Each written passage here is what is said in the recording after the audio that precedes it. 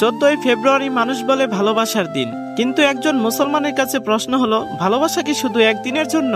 ভালোবাসা মানে কি লাল গোলাপ, নাকি গোপন সম্পর্ক, নাকি কিছু মুহূর্তের আবেগ?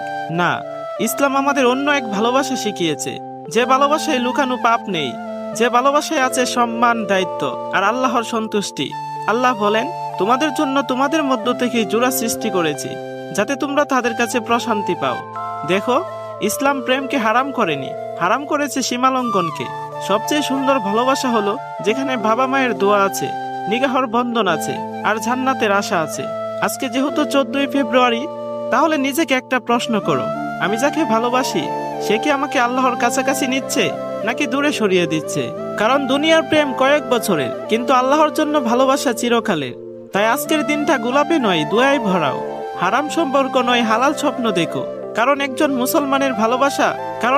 মুসলমানের ভালোবাসা টিকটক পোস্টে না, আল্লাহর কাছে কবুল হওয়ার মধ্যে। মনে রেখো, যে ভালোবাসা আল্লাহকে কাঁদায় সে ভালোবাসা কখনো শান্তি দেয় না, আর যে ভালোবাসা আল্লাহকে খুশি করে সে ভালোবাসা দুনিয়াতেও প্রশান্তি দেয়, আখিরাতেও জান্নাত দেয়। তাই 14ই ফেব্রুয়ারি না, প্রতিদিন হোক হালাল ভালোবাসার দিন।